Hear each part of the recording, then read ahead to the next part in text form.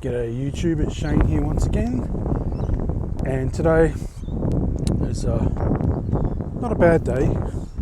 Not exactly clear blue skies, but there's blue skies there.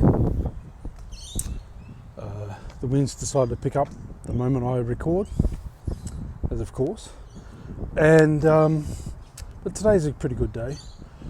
I've just paid my rent and I'm on my way home to finish cleaning my unit for a housing trust inspection next Tuesday, but I'll be working on next Monday and next Wednesday, so I've got to get it all done now, and it's a little bit anxiety inducing because the housing manager nitpicks every little thing.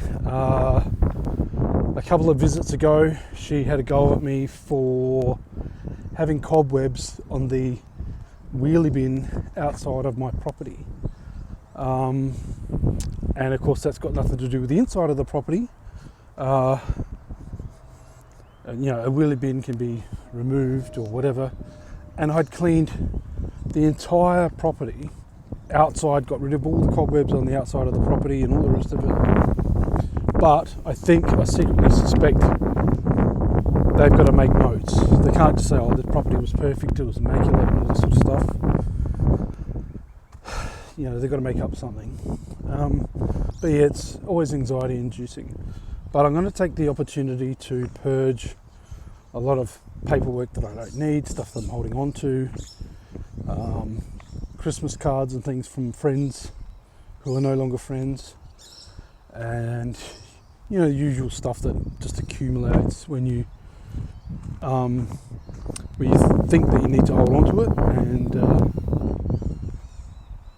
you hold on to it and don't throw it away. So yeah, but yeah, it's not a bad day, not bad weather. It is the middle of winter. We're coming up to July. June is the start of winter here in Adelaide, South Australia. But yeah, I've also got some work coming up towards the end of July. It's only a few days work, but these days it all counts. It all goes towards the rent and things like that.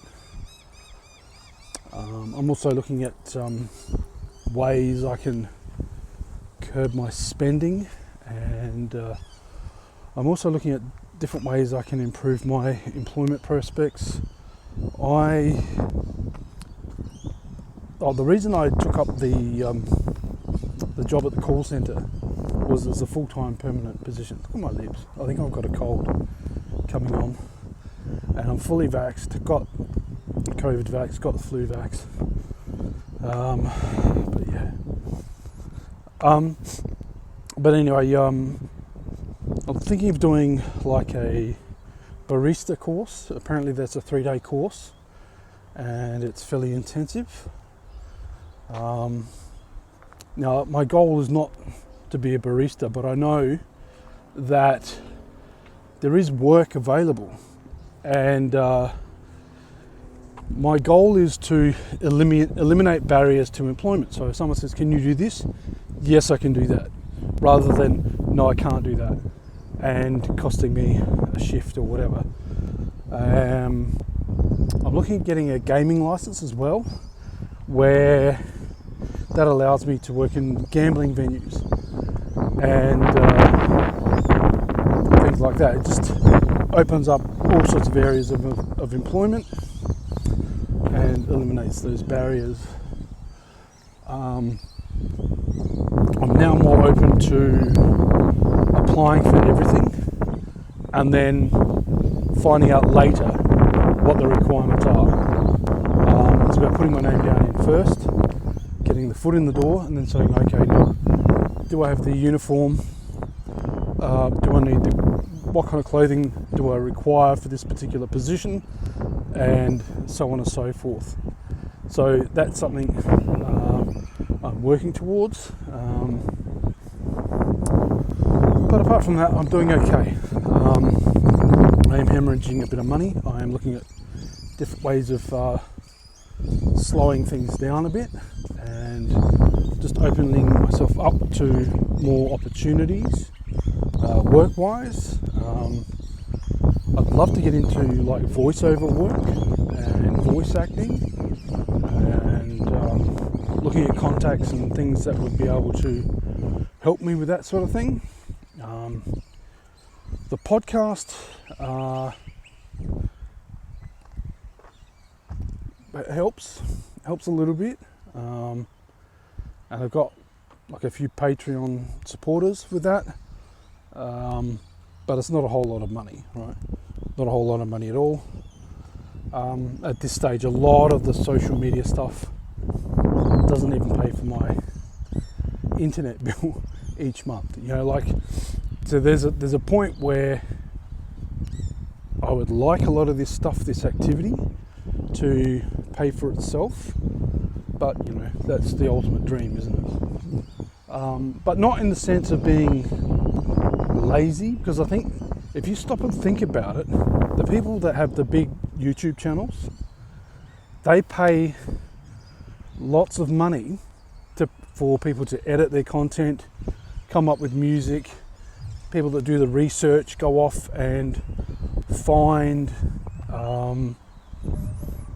clips and things and funny little sound effects and whatnot of whatever the subject matter of the video happens to be, right? But then they've got to make it look like they've done the whole lot themselves, so they were as if they were part of the YouTube community back in the early days.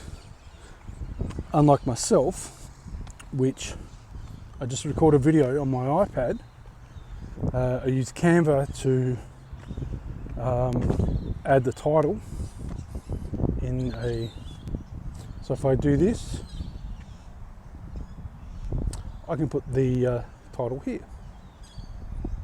Now later I'll scroll through the video and find this little frame out of context and take a screenshot of it, put it into Canva, put the text above my finger, and that becomes the thumbnail. Right, I don't need to do any more than that because it's just a throwaway video. But I'm glad that there are people willing to watch me do this sort of stuff. And I've got a video that I'm going to put up after this one, where I talk about getting recognised by the guy that runs the local Vietnamese restaurant, or one of a couple of local Vietnamese restaurants. And yeah, I'm pleased. Like, he was happy because he saw me talking about his restaurant, and he says to his son, "Oh, he's a famous YouTuber. He's on YouTube." And his son's like become starstruck and stuff like that, which is always hilarious to sort of watch. And I just try to be humble and patient and kind with his, I don't know, 7-year-old son. And it's interesting to see, like, when he started, he didn't have any kids, and he'd only just got married, and they've got 3 kids now. Interesting, like the passage of time and how it's very easy to miss and ignore if you aren't paying attention.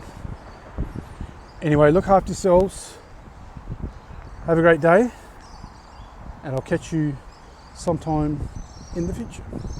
Bye for now.